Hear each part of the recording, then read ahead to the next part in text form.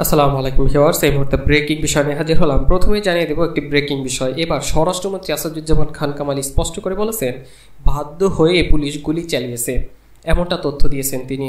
এরপর জানতে পারবেন এবার জামাত ইসলাম কিন্তু অবশেষে তারা মুখ খুলেছে এবং তারা হুঁশিয়ারি বার্তা দিয়ে বলেছে কোনো দল অন্য দলের বিষয়ে সিদ্ধান্ত নিতে পারে না। অন্যদিকে জামাত শিবিরের বিষয়ে স্পষ্ট করে মতামত দিয়েছে আইনমন্ত্রী এবং স্বরাষ্ট্রমন্ত্রী। তারা কি বললেন এবং আজই তাদেরকে নিষিদ্ধ করা হবে। এবং সবশেষে যে বিষয়টা জানতে পারবেন, এবং তথ্য প্রতিমন্ত্রী বলেছেন গণভবন অ্যাটাকের পরিকল্পনা ছিল জঙ্গিদের, এবং সেই সাথে দেশের মানুষ এ ধরনের শোক দেখতে চায় না। হত্যার বিচার চেয়ে জিএম কাদেরের হুঁশিয়ারি। এ সকল বিষয় নিয়ে থাকছে বিস্তারিত প্রতিবেদন। এতক্ষণ শুনছিলেন শিরোনাম, এবার বিস্তারিত। এবার স্বরাষ্ট্রমন্ত্রী আসাদুজ্জামান খান কামাল স্পষ্ট করে হুঁশিয়ারি বার্তা দিয়ে বলেছেন, বাধ্য হয়ে পুলিশ গুলি করেছে। কোটা আন্দোলনকে ঘিরে সহিংসতায় জীবন ও সম্পদ রক্ষায় বাধ্য হয়ে আইন শৃঙ্খলা বাহিনী গুলি চালিয়েছে বলে মন্তব্য করেছেন এই স্বরাষ্ট্রমন্ত্রী আসাদুজ্জামান খান কামাল। তিনি স্পষ্ট করে স্বরাষ্ট্র মন্ত্রণালয়ের উচ্চ পর্যায়ের এক বৈঠকে বা সভা শেষে তিনি এর তথ্য জানান। বিদ্যমান পরিস্থিতিতে নানা বিষয় নিয়ে এর আগে বৈঠকে বসেন 7 মন্ত্রী প্রতিমন্ত্রী, কয়েকজন সচিব সহ বিভিন্ন আইন শৃঙ্খলা বাহিনীর প্রধানরাও সেই বৈঠকে উপস্থিত ছিলেন। কোটা আন্দোলন ঘিরে কি পরিমাণ গুলি ব্যবহার করা হয়েছে এমন প্রশ্ন স্বরাষ্ট্রমন্ত্রী বলেন, খুবই ধৈর্যের সঙ্গে ধ্বংসযজ্ঞের মোকাবেলা করেছে নিরাপত্তা বাহিনী।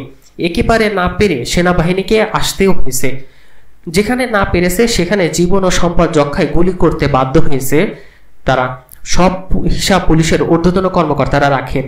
কোনো একটি গুলি, কোনো একটি মৃত্যুর যদি অনাকাঙ্ক্ষিত হয় তাহলে একটা তদন্ত হবে, সেটাও হবে।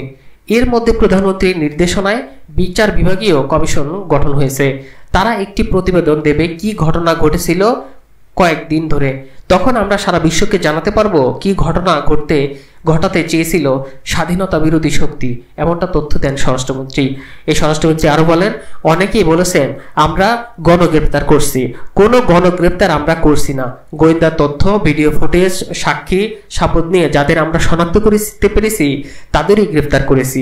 ভুলক্রমে যদি কেউকে নিয়ে আসে থানায় আমরা তাদেরকে জিজ্ঞাসাবাদ করে ছেড়ে দেই, এমনটাও তথ্য দেওয়া হচ্ছে। বৈঠক সম্পর্কে স্বরাষ্ট্রমন্ত্রী বলেন, আমরা সারা দেশের শৃঙ্খলা নিয়ে আলোচনা করছি। সারা দেশের আইন শৃঙ্খলা পরিস্থিতি ধীরে ধীরে স্বাভাবিক হচ্ছে। তারা আরো বলে, কবে থেকে শিক্ষা প্রতিষ্ঠান খুলবে সেটা শিক্ষামন্ত্রী সিদ্ধান্ত নেবেন। টেকনিক্যাল বিষয়গুলো বিবেচনায় নিয়ে আইসিটি প্রতিমন্ত্রীও সিদ্ধান্ত নেবেন সে বিষয়গুলো। কবে থেকে পূর্ণপূর্ণভাবে ইন্টারনেট চালু হবে সে বিষয়টা তিনিই বলবেন।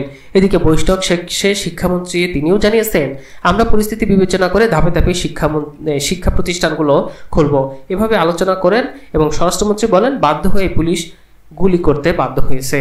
অন্যদিকে কিন্তু এবার মুখ খুললেন জামাত ইসলাম এবং তারা হুঁশিয়ারি বার্তা উচ্চারণ করে বলেছে, কোনো দল অন্য দলের বিষয়ে সিদ্ধান্ত নিতে পারে না। নির্বাহী আদেশে আজই বাংলাদেশ জামাত ইসলামকে শিবিরকে নিষিদ্ধ করা হবে বলে জানিয়েছে আইনমন্ত্রী আনিসুল হক।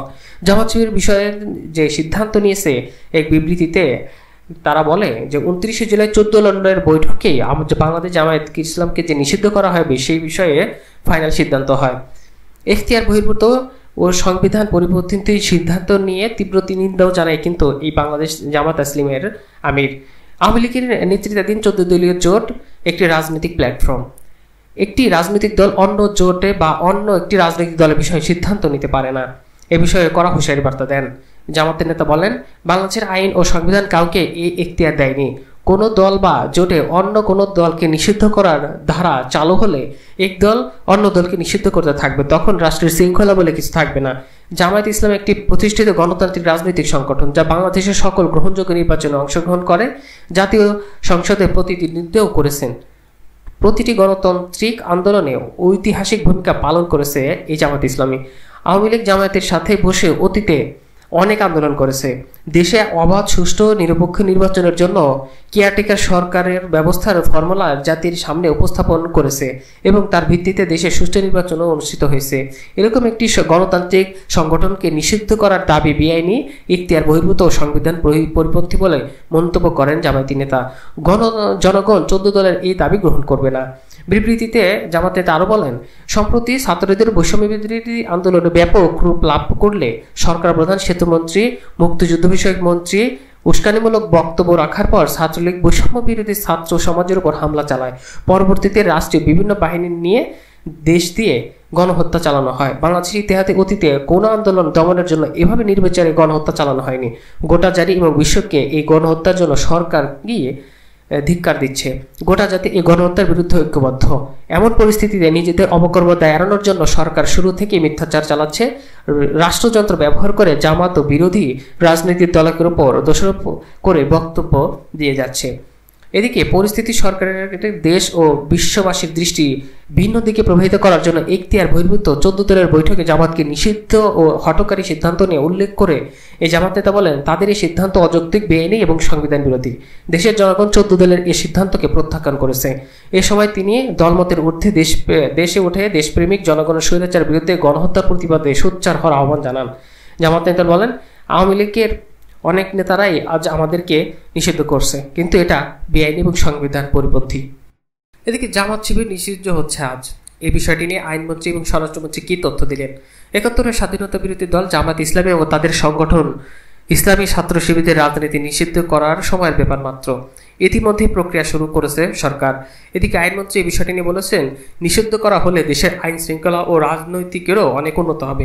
অন্যদিকে স্বরাষ্ট্রমন্ত্রী বলেছেন, জঙ্গি বলুন, সন্ত্রাস বলুন, তারাই করে যাচ্ছে। 14 দল সহ সবাই মিলে এটা সিদ্ধান্ত নেওয়া হয়েছে। স্বরাষ্ট্রমন্ত্রী এমন একটি বার্তা দিয়েছেন, দেশে ধনস্বার্থ কার্যক্রমে লিপ্ত থাকা সহ রাষ্ট্রের জালমাল ক্ষয়ক্ষতির জন্য সরকারি নির্বাহী আদেশে এই দলকে নিষিদ্ধ করা হবে। যে কোনো সময় স্বরাষ্ট্র মন্ত্রণালয় থেকে এই সংক্রান্ত প্রজ্ঞাপন জারি করা হবে। আইন মন্ত্রণালয় ও স্বরাষ্ট্র মন্ত্রণালয়ের সংশ্লিষ্টরা এই তথ্য জানিয়েছে।